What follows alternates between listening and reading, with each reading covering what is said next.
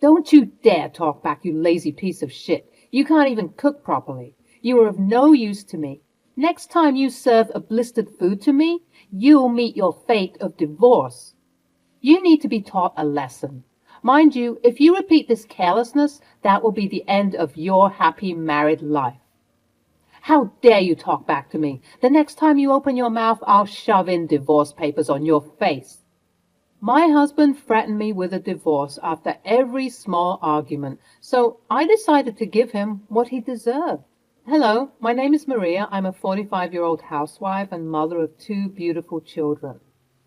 This is my story of revenge on my husband Kevin, with whom I've been married for the last 20 years. We both were fun-loving, happy individuals in our early married days. Soon after my first kid, Glenn, was born. I left my job and became a full-time stay-at-home mom. After 2 years, I was blessed with a second child, Sam. They both have grown up now and are studying in college. I've dedicated all these years of my life to my husband and kids, managing the house and taking care of every need and want of the kids and my husband. Sometimes I feel that I have lost my identity. Over these years, running a race to become a perfect housewife to my husband and a perfect mom to my kids. Things were different from what it is now. Neither was I this timid and unambitious woman, and neither was Kevin this rude and a cruel man. A few years of our marriage were good when the kids were small and we were young. I failed to spot the time when exactly things started going south. I guess it was a gradual one. Kevin is a businessman and he's mostly busy with his work. I didn't complain about this because he was paying for the lifestyle for me and my kids. My kids went to the best school. They got the best education. We got the best food on our tables, and we went to the best places in the world for vacation. So if I had to give up on Kevin's time in exchange for all of these, I guess it was a fair deal. Kevin often missed important events of the kids, their parent-teacher meetings, their school's annual day, and sometimes even their birthdays. I console the kids, giving the same reason I gave to myself. Dad is busy with his work, darling. But don't worry, Mom is here as always. Dad is always busy. He doesn't have time for us. He works very hard to give us all the comfort. Let's support him, okay? Okay, Mom, you always take his side. Kevin's absence in most of the family events was concerning, although I tried my best to fill the gap so that the kids don't get affected. On the other hand, Kevin's attitude got colder with me. He left no opportunity to ridicule and belittle me. I bit my tongue and ignored this for most of the time until the conversation was between us. Things took an ugly turn when Kevin started criticizing me in front of the kids. It was a usual day when I was helping Kevin pack his business trip, and suddenly he started screaming at me. What the hell, Maria? Why is this suit not ironed properly? Oh, I think it got wrinkled while keeping it inside the closet. I'll iron it now. You spend the entire day sitting idle at home. Can't you take care of these things? This is ridiculous. I'm getting annoyed by your carelessness now. Sam was lying on the couch and he heard all of this. He couldn't bear Kevin's harsh words and he said, Dad, Mom works very hard for the whole day. How could you yell at her like this? Kevin was aghast at Sam's words. After a few moments of shock, he snapped at Sam. Don't interfere in your parents' matters. Get up and go to your room. Sam gave an angry look at Kevin. To kill the tension in the air, I jumped in. Sam, go and study in your room. I'll get you the breakfast in some time. Sam rolled his eyes and left. It was embarrassing for me when Kevin yelled in front of my son. I mean, the kids learn what they see. Kevin's temper was becoming harder and harder to deal with. His snarky remarks were getting on my nerves. Gradually, I and both my kids started hating Kevin's presence in the house. We waited for him to go to the office so that we could have a peaceful day at home. His business trips were a vacation for us. Kevin was always cranky when he was at home. The only time we would see him in a good mood was during his monthly house party. Kevin hosted a monthly party at our house for all his officials, business partners, close friends, and key members of the team. Needless to say, it was me who had to organize these every single month. It was fun earlier when Kevin used to partake in organizing events. We used to lay out the whole plan together, meticulously design the theme, finalizing the menu along with thousands of other details. I had a gala time organizing this event with him, but over time, as Kevin's attitude changed and he got busier, the entire responsibility of this party came to me. It wasn't a big deal, though, as it was a monthly activity and I knew exactly what to do. But one thing which was bothering me now was Kevin's criticism. He criticized me for every tiny thing. Suddenly, he hated my choice of food, cutlery, decoration, and everything else. While the guests would thank and appreciate me for hosting them, Kevin's remarks would be mostly this: "The flower decoration is just so horrible. Why didn't you check this when it was done?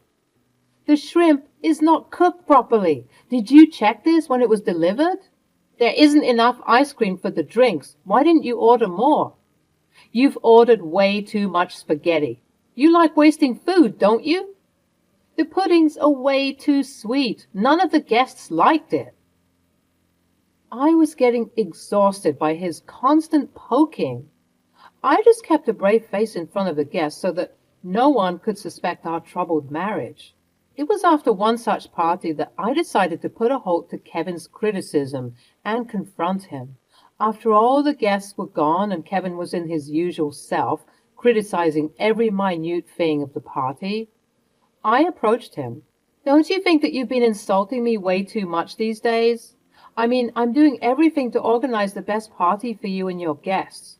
You don't even help me with the arrangements. Neither you have ever appreciated me for this. But the least you could do is not criticize me over trivial things." Appreciate? Do you want an appreciation for organizing a party? Do you want me to honor you with a medal? Kevin was on with his game of tasteless humor, but I decided to give him back this time. "I don't expect anything nice from you, but at least stop traumatizing me. Do you know how disgusting you sound?" Kevin began his ceaseless rants. "My intellect would disgust only a fool. You are leading this lifestyle on my income. You could wear these expensive clothes and shoes because of me. You should be grateful to me for all of these." Kevin left no opportunity to count all the favors he did to me by providing for my food and clothing. But I had had enough, and now I wanted to give back. "You're not doing me any favor. I run the house. I have raised the kids, and I take care of every small detail of the house. You can't survive a day without me in this house. You don't even know how to do the laundry or where to get the groceries from. You don't need to be grateful to me, but at least stop digging at me all the time. You consider this, doing stupid laundry and dishes, as work? There are women out there who can manage both their work as well as their house seamlessly. They are beautiful, smart, and intelligent women. They are efficient in their work as well as perfect in household chores. What are you? A lazy housewife who spends her day watching TV on the couch.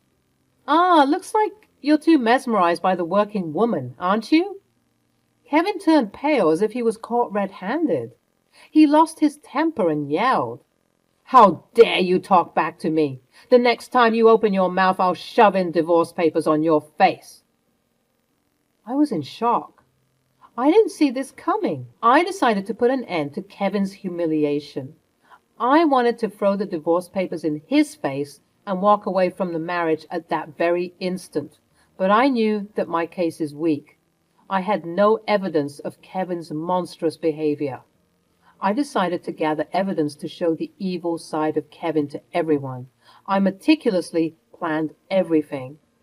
I was well aware of Kevin's daily routine and his trigger points, so I decided to install some hidden cameras in the living room and the dining space.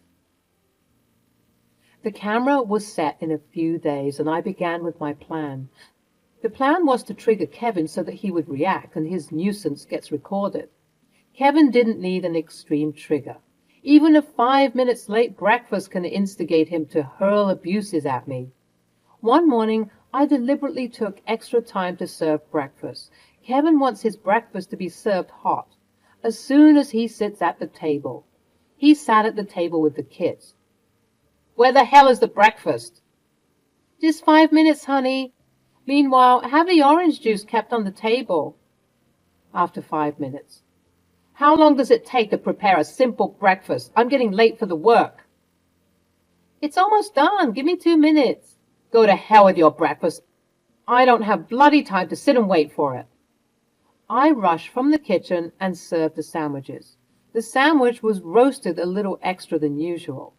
As soon as Kevin saw the sandwiches, he shouted, "The sandwich looks pathetic. You are serving me parched food." I picked up the sandwich deliberately to show on the camera and said, "It is not burned at all. It's just roasted for a minute longer. It's completely edible." "Don't you dare talk back, you lazy piece of shit. You can't even cook properly. You are of no use to me. Next time you serve a blistered food to me, you'll meet your fate of divorce." He took his bags and stormed out of the house.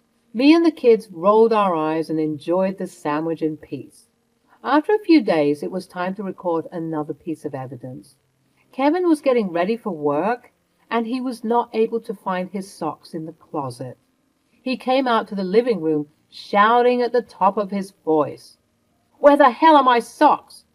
Why is it not kept in its usual place?" "I kept it in the other drawer with a handkerchief. My bad." He gasped with exasperation and went back to the room. After a second, he again came out yelling, "There is just one pair of socks. What happened to the rest of them?" "Well, they're dirty. I forgot to send the dirty clothes to the laundry yesterday. I'll do it today. Don't worry." "How can you be so careless about your work? You just have one work, which is to take care of the house, and you slack in that too." "Kevin, there's a fresh pair of socks for today. I'll clean the other pairs today. Why are you making such a fuss about it?" "It is not about the clothes. It is about the discipline." Why am I talking about discipline in front of a useless housewife?" "Why are you always so mean to me, Kevin?" "You need to be taught a lesson. Mind you, if you repeat this carelessness, that will be the end of your happy married life." Saying this, he slammed the door of the bedroom, got ready for work, and left the house. After he left for work, I locked the room and pulled out the camera to check if everything got captured properly. I recorded several instances of such abuse and gaslighting, which was enough to prove my horrendous marriage. Every time Kevin raised his voice at me, I wanted to walk away at that very moment, but I held back. I was patiently waiting for the monthly business party. I had planned a surprise for everyone. This time, I had collected enough evidence to prove my divorce appeal. But I didn't want such an easy escape for Kevin. I wanted to humiliate him in the same way as he does to me. As the event was nearing, I was planning for this big day bit by bit. The event is organized on the lawn outside our house, and this time I ordered a big screen set up. In the invitation email, I asked everyone to send a brief video clip of themselves talking about their favorite adventure in life, which would be played in the monthly event. These activities add fun to an event, and everyone, including Kevin, liked this idea. Yes, you guessed it correctly. I plan to play these recordings at his business party. Everyone in his company should know about Kevin's true color. On the day of the event, after setting up all the arrangements, I came to my room to get ready for the final shot. I took longer than usual to get ready. The guests started coming, and Kevin was alone on the lawn greeting the guests. I knew he would be triggered by this. He marched into the room where I was still getting ready and howled at me. "What the hell? What do you think you are? Are you a celebrity who needs so much time to get ready? No one is here to see your ugly face and your ugly makeup. So just get out of here and serve the guests. I didn't get angry at all. Instead, I was finally feeling happy that Kevin's true colors are going to be exposed in some time. I'll be there in 10 minutes. 10 minutes? I want to see you outside in the next 5 minutes, or else you meet your fate of divorce today. Sure thing. If you want a divorce so desperately, I'll fulfill your wish tonight. What? What did you say? You'll divorce me? And who would feed you? Who would pay for your clothes? Don't put your foot in your mouth. Just get out of this room and serve the guests. I hurriedly went out and greeted everyone. I was genuinely enjoying the evening with everyone, while Kevin was being his usual self, criticizing every bit of the arrangements by sending me an angry look whenever he could. It was time for the fun activity. The setup was ready, and I played all the videos one by one that the guests had sent. While everyone was enjoying each other's video clips, I went to my room to gather the final footage which I recorded that very evening. I realized that the camera placed in my room was still on.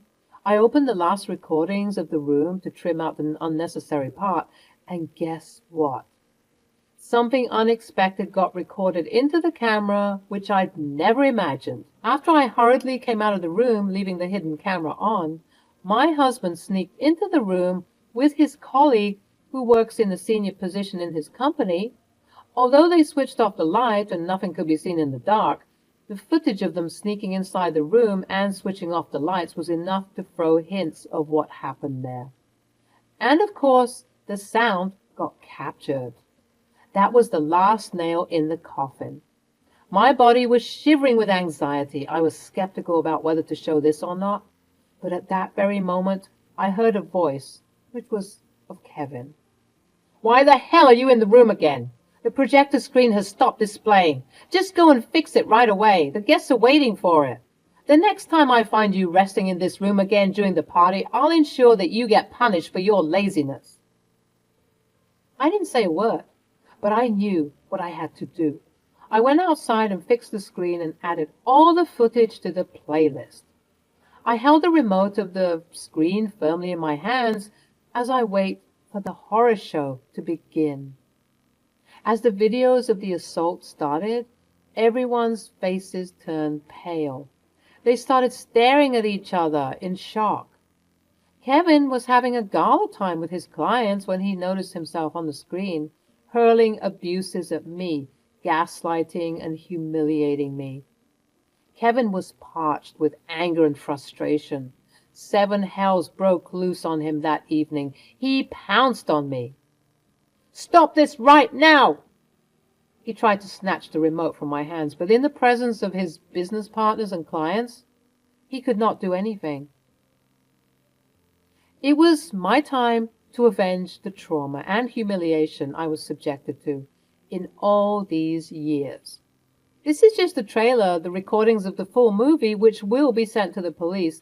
But let me show the climax to everyone. I told you that if you're so desperate about getting the divorce, you'll get it tonight.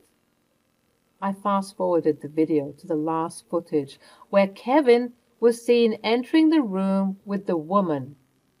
I stopped the video right there. That glimpse was enough for everyone to understand what was happening. No one expected the evening to turn out like this. Kevin's mistress left the party in a hurry, hiding her face. Kevin locked himself in the bathroom to avoid the embarrassment. The air was filled with whispers and gossip. I broke down when some of Kevin's friends hugged me. Over the years, I made friends with them, and they tried to support me in this moment of weakness.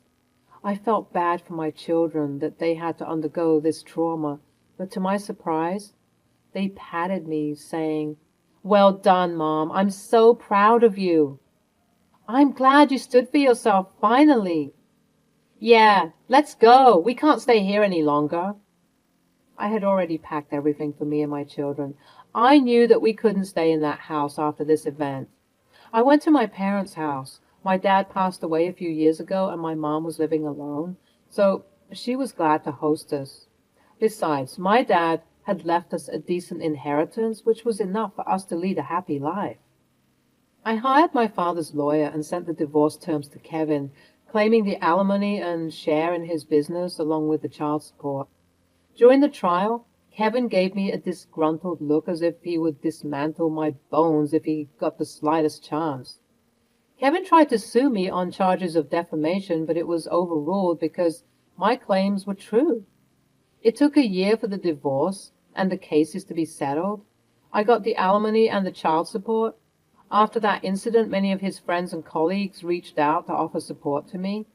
They were shocked to see Kevin in such a monstrous avatar. He lost his reputation in front of his business partners and clients. Needless to say that his business suffered because of this, and his employees looked down upon him. Kevin and his mistress had no intention of marrying each other. They were just having fun by cheating on their partners. Soon, this news reached the mistress's husband, and she was shown the door by her husband. My objection was not to harm anyone. I only wanted to expose the evil side of Kevin to the world and stand up for myself and my kids. I want that my kids learn the value of loyalty and self-respect. It is a matter of a few years before my kids will be grown up and will take charge of their life. Until then, we are living with my mother like a happy family.